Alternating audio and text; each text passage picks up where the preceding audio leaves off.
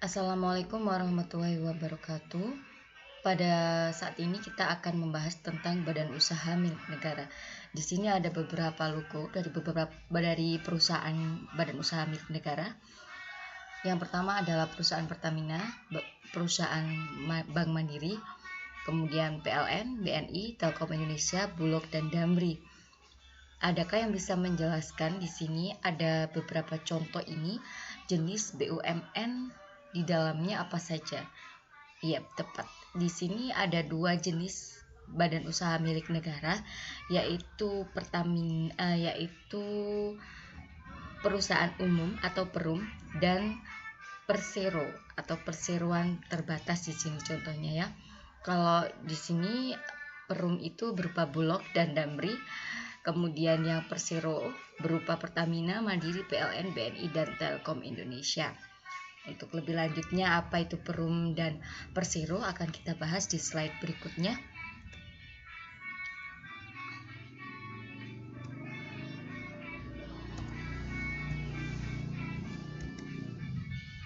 Badan usaha milik negara.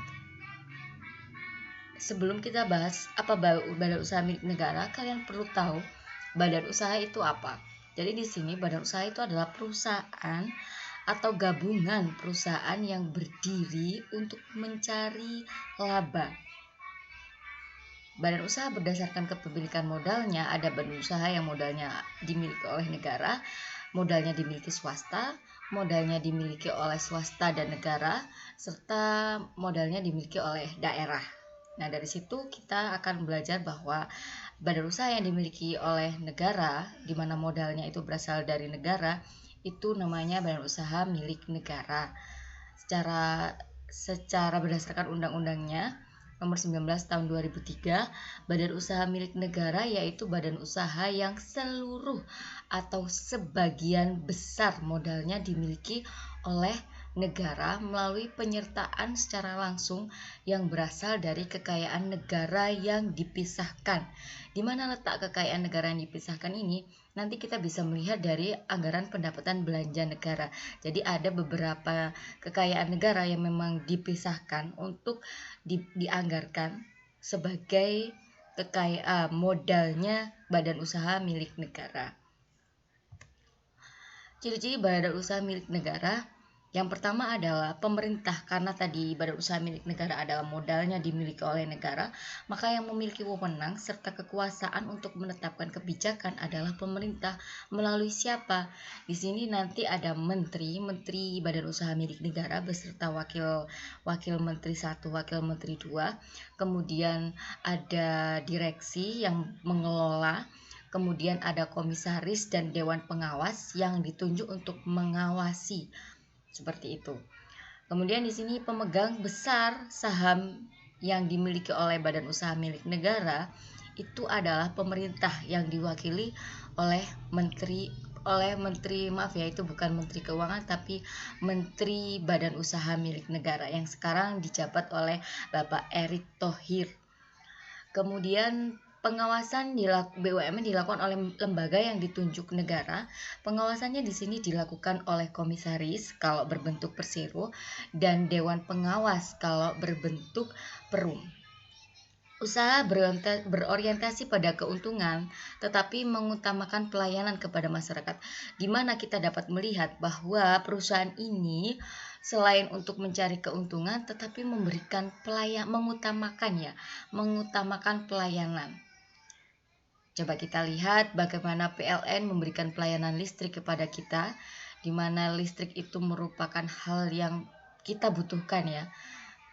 Pemerintah memberikan pengadaan itu melalui perusahaan milik negara berupa PT PLN.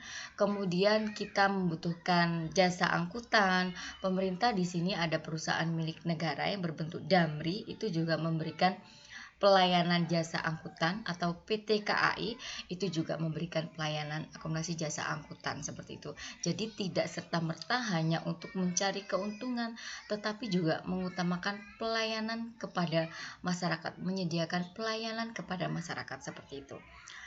Permodalannya berstatus go public. Jadi go public di sini adalah suatu perusahaan yang memang benar-benar bonafit untuk mempunyai blue chip, yang mempunyai bonafit untuk dia bisa go public. Go public di sini dia bisa menjual sahamnya. Perusahaan yang udah punya nama, udah bonafit, kemudian dia berhak untuk menjual saham di pasar go public, di pasar modal sana ya. Jadi berupa saham dan obligasi. Kalau saham ini maksudnya penyertaan surat kita ikut memiliki suatu perusahaan. Kalau obligasi di sini adalah surat utang. Laba BUMN merupakan sumber penerimaan APBN, jelas ya. Kan ini badan usaha milik negara, di mana modalnya dari negara. Nanti laba yang diperoleh juga akan dimasukkan ke negara, yang dimasukkan ke penerimaan anggaran pendapatan belanja negara kita, seperti itu. Kemudian tanggung jawab pengelolaan ada pada direksi yang mewakili BUMN. Ya, di BUMN ini yang mengelola adalah direksi, di mana direksi itu dipegang oleh seorang yang memang udah mempunyai kelayakan, sudah diuji kelayakan dan kepatutannya, dan dia berhak untuk menjadi anggota direksi. Jadi direksi ini ada beberapa, tidak hanya satu orang ya. Nanti yang mengepalainya namanya direkturnya. Jadi direksi ada beberapa orang, yang menjadi kepalanya itu namanya direktur utamanya.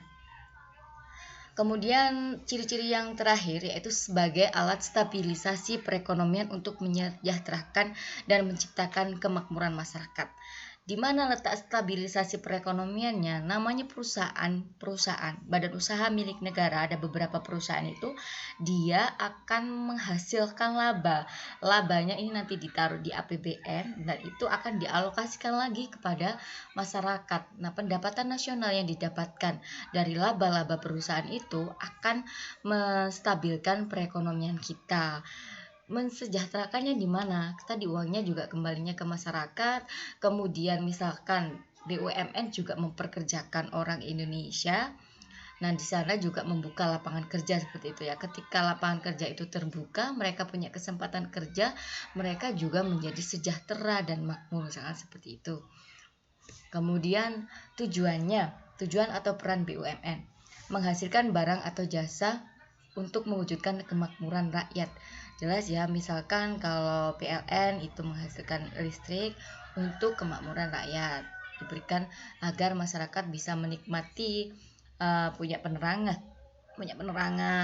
lampu di rumahnya, atau yang internet juga pakai listrik semuanya, misalkan seperti itu. Kemudian menjadi penggerak perekonomian melalui pelayanan publik.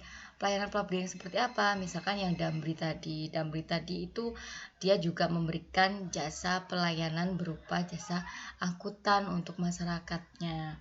Laba BUMN sebagai salah satu sumber penerimaan negara. Jelas ya. Menyediakan lapangan pekerjaan, jelas. Menjadi badan usaha pelopor. Ya, ini adalah BUMN. BUMN itu yang dibiayai sama negara, dari modalnya dari negara, sehingga dia menjadi pelopor untuk yang lainnya, yang BUMS. Kemudian mendorong percepatan pertumbuhan dan pembangunan ekonomi melalui pendapatan yang diperoleh dari laba BUMN, sehingga itu nanti akan mendorong pendapatan nasional. Ketika pendapatan nasional meningkat, itu juga akan mendorong percepatan pertumbuhan ekonomi serta pembangunan ekonomi. Memberikan bimbingan kegiatan bagi sektor swasta, khususnya UMKM. Misalkan di sini ada bank milik negara yang memberikan bimbingan kegiatan kepada sektor swasta berupa UMKM ya, usaha mikro kecil menengah, di mana mereka diwadahi, diberi pelayanan berupa semacam workshop atau bimbingan kegiatan bagaimana untuk memberikan sebuah usaha bagi UMKM, serta mungkin memberikan pinjaman modalnya. Menunjang pelaksanaan kebijakan dan program pemerintah di bidang ekonomi, jelas ya.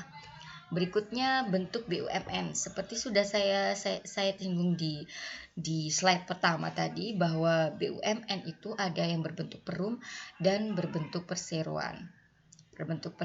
Ciri-ciri bedanya apa sih perum sama persero? Kalau perum ini lebih ke pelayanan, selain untuk mencari laba, dia lebih ke untuk melayani kepentingan umum. Kemudian dewan pengawasnya juga yang mengawasi namanya dewan pengawas. Kalau yang di Persero itu yang mengawasi namanya komisaris. Kalau yang mengelola tetap namanya direksi ya. Ada beberapa orang di situ, ada yang berfungsi sebagai direktur utama dan anggota-anggotanya. Bedanya lagi kalau yang bekerja di Perum ini dia pegawainya namanya pegawai berstatusnya sebagai pegawai perusahaan negara. Kemudian kalau yang di Persero itu pegawainya sebagai pegawai swasta. Bedanya itu.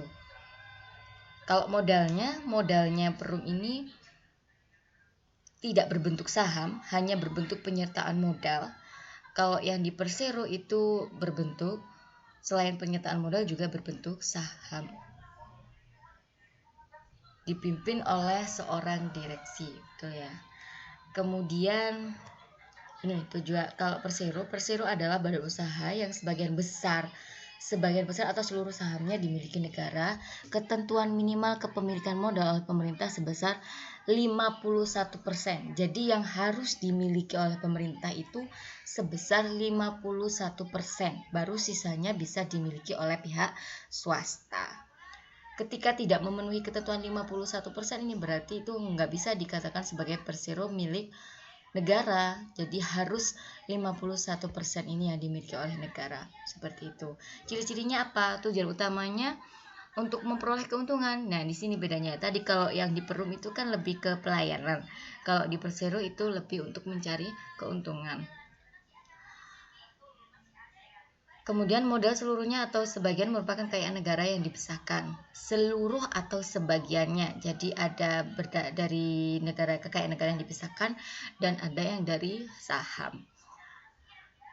Tadi ya permodalannya berbentuk saham, diperjualbelikan di pasar saham, tidak mendapatkan fasilitas negara karena tujuan utama Persero adalah mencari keuntungan, dipimpin oleh seorang direksi. Nah, ini yang beda juga. Pegawai Persero berstatus sebagai pegawai swasta. Terima kasih.